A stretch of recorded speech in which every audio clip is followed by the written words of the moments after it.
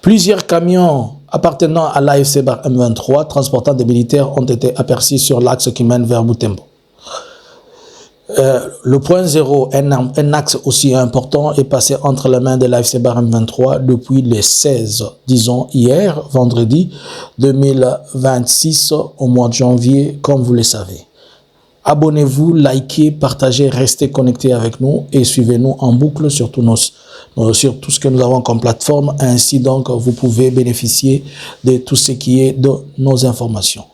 Nous disons merci à vous tous. C'est grâce à vous que notre TikTok totalise aujourd'hui 100K. Par la même occasion, nous vous demandons à partir d'aujourd'hui de vous abonner sur RK Swahili et Analysons Congo et RK Swahili YouTube et TikTok. Pourquoi? Puisque les informations qu'on va passer là-bas en Swahili ne pourra pas être les mêmes que ce que nous faisons ici. Donc, suivez-nous aussi, abonnez-vous massivement pour la version Swahili d'Analysons Congo. Alors, suivons un peu ces images.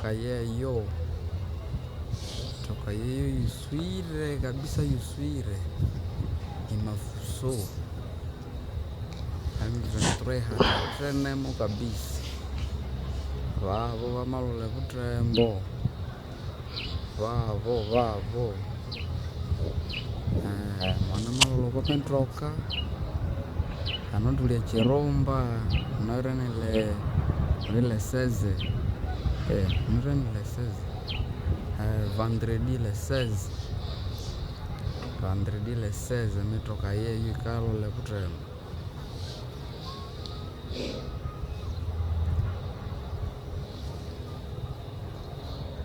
Alors, vous venez de suivre, c'est où c'est au niveau de Kirumba. Kirumba, nous sommes sur l'axe qui mène vers Butembo. Kirumba est non loin, pas tellement loin comme on peut le dire, puisque après Kirumba, vous avez Lubero. Lubero, vous entrez directement dans le Butembo, la cité de Butembo. Il faut noter que Kirumba a au moins 120 000 personnes qui y vivent, et à Kirumba, il n'y a pas vraiment de grands sites minières qui sont là. On peut retrouver l'or, la castérite, mais c'est pas dire qu'il y a vraiment quelque chose de trop grand et de trop important. Cependant, vous avez vu, il y a plusieurs camions, ça fait au moins une dizaine de camions qui transportent le militaire, les troupes, et tout porte à croire que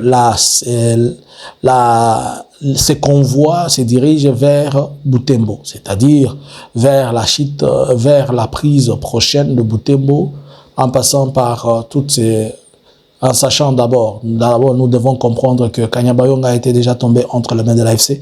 Il y a presque cela 2 ans, nous allons dire maintenant, une année et quelques. Et là, la ville la plus importante dans cet axe après Kanyabayonga, Kirumba, Lubero, ça va être Butembo. Et c'est au moins à une distance entre 100 ou 95 km pour arriver à Butembo. Et à la marche d'un camion, c'est un trajet d'une journée à 1 heure ou 2 heures sur la route, elle est bien praticable. Mais aussi, vous devez comprendre que si, avec les affrontements, donc ils peuvent avancer d'une manière ou d'une autre. Mais je doute fort qu'il y ait des combats à Butembo. Moi, je doute fort et je vais vous expliquer pourquoi. Puisque Butembo, d'abord, c'est un grand centre commercial, trop grand centre commercial, avec au moins 1 200 000 âmes qui y vivent. La majorité de la population de Butembo, elle est Nandais. Et l'activité principale là-bas, c'est l'agriculture, mais aussi les commerces de détail, car la population de Butembo, tout le monde va à l'unique occupation qui est le champ et le commerce. Ainsi donc, ils aiment vraiment vivre dans leur paix, ils aiment vivre sans être stressés et dérangés. Alors, si il s'avère que l'AFC Bar M23 devenait puissant et fort sur la ligne de front de cet axe-là, là nous sommes sur l'axe nord, on n'est pas sur l'axe sud, nous sommes sur l'axe nord. S'il devenait puissant et fort sur l'axe nord, cela revient à dire que ils vont automatiquement ne pas accepter que la guerre arrive chez eux. Je vais vous expliquer comment. Je pense que la même stratégie sera applicable, celle d'éviter de pertes en vies humaines et d'éviter qui est destruction de la ville. Ainsi donc, ça sera possible qu'il demande aux autorités, au cas où là je suis en train de parler, dans le contexte où la pression devient trop sur Butembo. S'il y a tellement de pression sur Butembo, on sera obligé de demander aux militaires de déposer les armes, de quitter et laisser la ville, à défaut même discuter dans des panels, comme ils disent toujours, même les Nande dans les Chianda, c'est-à-dire dans leur discussion sur un arbre de baobab. Ils doivent se parler, ils doivent discuter et certainement ils vont demander à ce qu'on les laisse. On laisse, c'est-à-dire on laisse que l'AFC Barème 23 entre au lieu de pouvoir faire beaucoup de tralala. Et il ne faut pas oublier que Corneille Nangaa, il est aussi de là, puisque sa maman est de là, donc ce sont ses oncles. Et les oncles vont dire non, nous ne devons pas quand même rejeter notre fils. Nous devons accepter que notre fils entre. Alors pour ce faire, avec ce que je vous explique, c'est facile que l'on n'ait pas, premièrement, des affrontements, puisque les gens ne voudront pas qu'il y ait des pertes de vie humaines, qu'il y ait destruction, et pendant ces affrontements, on éviterait que les FRDC, en repliant, qui pillent les villas et la cité, et que les autres, quand ils vont venir, qu'on pille, il va y avoir une perte que personne n'aimerait porter sur son dos. Les commerçants n'aimeraient pas perdre leurs biens, et la population locale ou autochtone de Butembo n'aime pas ce genre d'histoires, les guerres qui n'ont pas de sens. Ils préféraient bien discuter d'une manière amicale et familiale et trouver solution à ça. Donc, voilà un peu ce que moi je pense. Au cas où seulement le feu s'intensifie sur Butembo, soyez-en sûrs que Butembo va se libérer. Alors, stratégiquement, il faut aussi se poser la question. La FRDC est en opération avec l'Ouganda dans cette zone-là. Si Butembo tombe, il ne faut jamais, entre parenthèses, oublier la responsabilité de l'Ouganda. La responsabilité de l'Ouganda, comment? Puisqu'on ne peut pas se permettre d'avancer si l'Ouganda n'a pas donné son go-ahead. Est-ce que le président Félix comprend ou il ne comprend pas? Nous, on ne fait qu'analyser, voir les choses. Je pense que certainement, je comprends que si aujourd'hui l'AFC avance, c'est qu'il y a quelque part un point d'interrogation. Je n'ai rien dit, vous n'avez rien compris. Cependant, est-ce que l'Ouganda va ouvrir le feu aux M23 s'ils avançaient? Je ne crois pas qu'il peut ouvrir le feu. Pas puisqu'il ne peut pas, mais puisque le mandat qu'il avait reçu, lorsqu'il est venu combattre les ADF, Nalou, il n'est pas venu combattre l'AFC M23. Donc, à ce titre-là, ils peuvent dire que non, nous sommes venus là pour autre chose. Est-ce que vous êtes en train de nous montrer là, c'est autre chose qui ne figure pas qui ne figure pas parmi les choses auxquelles nous nous sommes convenus. Alors, ça c'est ce qui est sur l'axe Butembo. Cela veut dire que l'axe nord doit sentir chaud pendant ces jours. L'axe sud, c'est-à-dire l'axe sud, alors nous sommes sur le front qui mène vers Uvira. Uvira, pour le moment, vous savez qu'il est un peu calme. Comme vous pouvez comprendre, on est en train d'attendre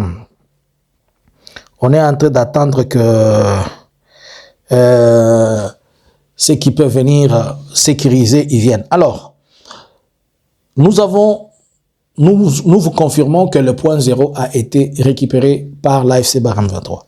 Le point zéro, est-ce que c'est une ville? Est-ce que c'est quoi? Non, c'est un passage sur les collines. C'est un passage trop important. D'abord, si vous voulez comprendre, le point zéro, il est à 15 km de Fizi.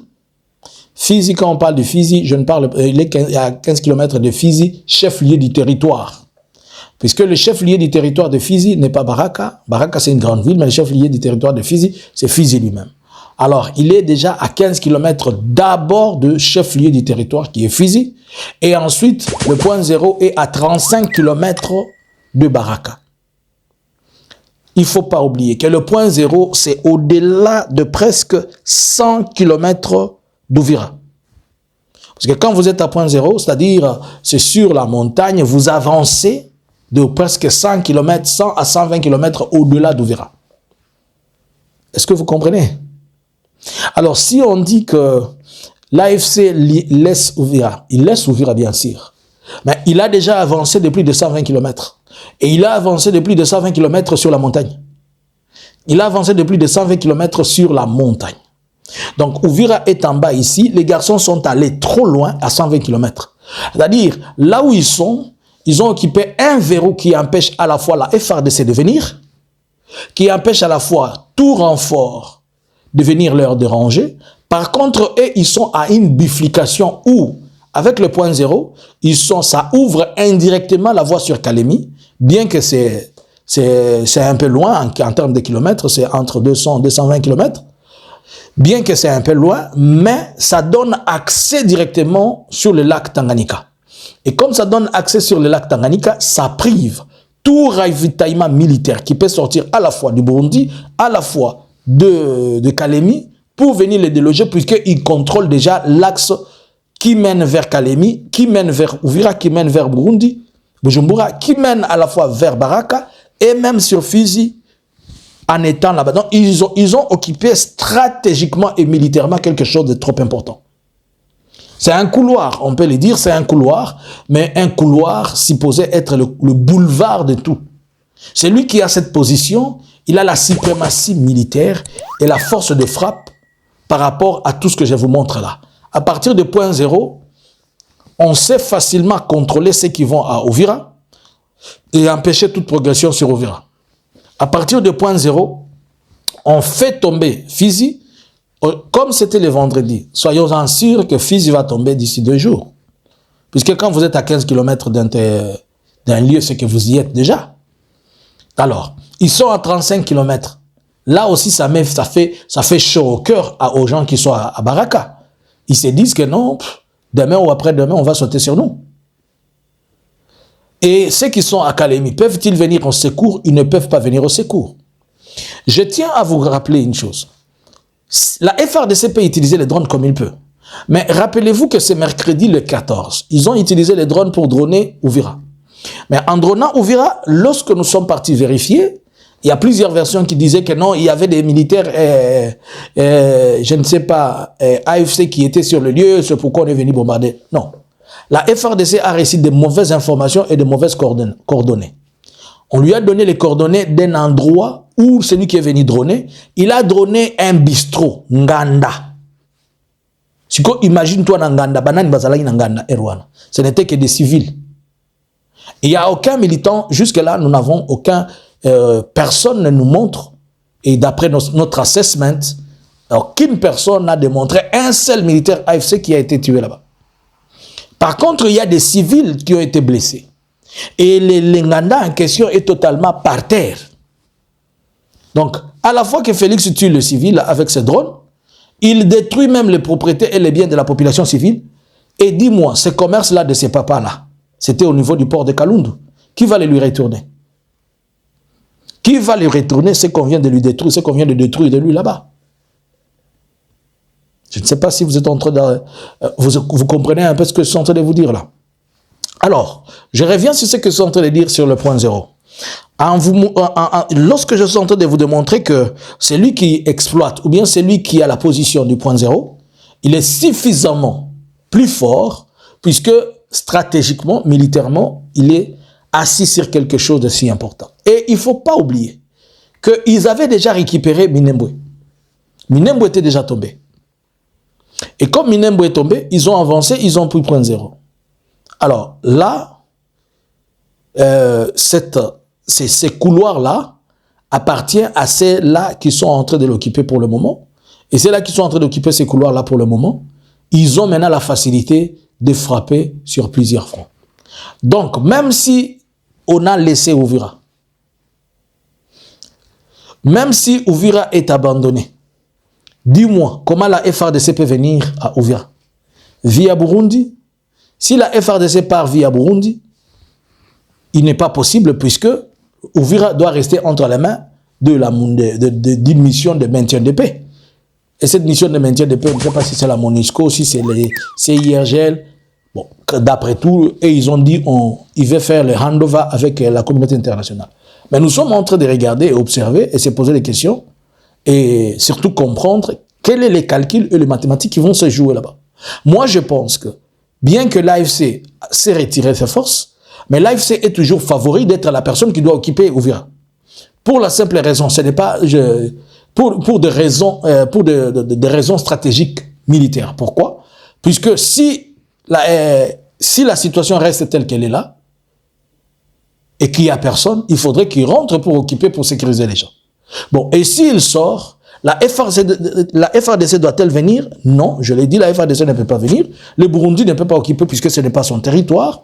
Déjà, il y a beaucoup de problèmes avec les troupes burundaises. Je vous en explique un peu. De ce qu'on savait que le Burundi, avec ses différents partenaires, depuis le début de la guerre, ils ont fait entrer 29 000 hommes. Mais sur les 29 000 hommes, je vais vous apprendre que l'AFC a au moins capturé entre 1000 et 3000, presque une brigade de Burundais. Et l'armée burundaise, le président du Burundi, a refusé de récupérer ses militaires jusqu'à aujourd'hui. Plusieurs informations nous informent que beaucoup de militaires burundais sont entrés de déserter. C'est là qu'ils sont sortis au Congo. Lorsqu'ils rentrent, ils désertent. Et les autres, pour éviter de se faire arrêter, ils entrent, ils se jettent à gauche comme à droite. Alors, cela fait que le Burundi, déjà, lui, il a chaud par rapport à ce qui est en train de se passer, car aussi sa sécurité pose un problème. Donc, il ne peut pas s'hasarder de dire que non, il va venir à Uvira. D'abord, premièrement, ça ne va pas marcher. Segundo, il est aussi en train de faire face à un problème interne qu'il n'arrive pas à résoudre. Et tierso, c'est un grand découragement, abandonner 3000 militaires et refuser de le prendre. C'est trop. Et est-ce que le Burundi a peur qu'en lui retournant ses militaires, on va infiltrer les autres dedans? Je ne pense pas, puisque les militaires qui sont sortis, ils sont bien identifiés. Et quand ils doivent rentrer, ils doivent savoir de qui il est question. On doit vérifier chacun l'identité, les machins. On retrouve dans une base de données où ils sont. Et facilement, on va quand même le retrouver. La raison pour laquelle il abandonne ses militaires, je ne sais pas. Mais est-il que ces messages ne parviennent pas avec douceur aux oreilles de la population de militaires? Alors là, nous avons la FARDC qui vit le même scénario que le Burundi. Nous avons les Wazalendo, les FDLR qui sont dans tout ce qu'on peut appeler le potanage. Là. Où sont jusque-là partis les Wazalendo? On ne les sent pas. Nous ne sentons pas les Wazalendo, ni à Fizi, ni à Baraka, ni à Makobola. La seule chose qui continue et qui persiste, c'est toujours ces pillages-là qu'on est en train de voir, qui est en train de se passer tous les jours à Baraka, ces choses qui sont en train de se passer qui n'ont pas de sens. C'est cela qui est en train d'être vécu au quotidien. Mais nous essayons, comme vous le savez, nous on continue à faire notre travail, on observe, on regarde et on vient analyser avec vous. Et on essaie de comprendre tous ensemble les réalités et les choses qui se passent. En un mot, nous vous disons que le point 0, un endroit trop stratégique est tombé entre les mains de l'AFC depuis le vendredi. Et depuis le vendredi, nous avons vu les progressions des troupes vers le territoire de Lubero, et tout porte à croire qu'ils ciblent Butembo. Il est aussi possible qu'ils laissent Butembo et qu'ils les contournent. Comme ça, on laisse Butembo, on l'étouffe. Les cibles les plus importantes dans cet axe, c'est Beni. Puisque à Beni, il y a l'état-major et c'est là où il y a la province. Donc, moi je pense que militairement, Butembo c'est bon, mais militairement, je pense que Beni est plus important à prendre sur le plan administratif et aussi sur le plan politique. Merci à vous tous qui n'avez cessé de nous suivre. S'il vous plaît, encore une seconde fois, allez vous abonner massivement sur notre nouvelle chaîne YouTube qui est Eke Swahili et le compte TikTok Eke Swahili, comme vous le voyez, en un seul mot, Eke Swahili. C'est là où on va commencer à parler de tout ce qui est analyse, mais qui ne concerne pas ce qu'on dit ici. Ça va être autre chose, mais en Swahili. Bonjour, bonsoir, on vous aime beaucoup. Analysins Congo subscribers.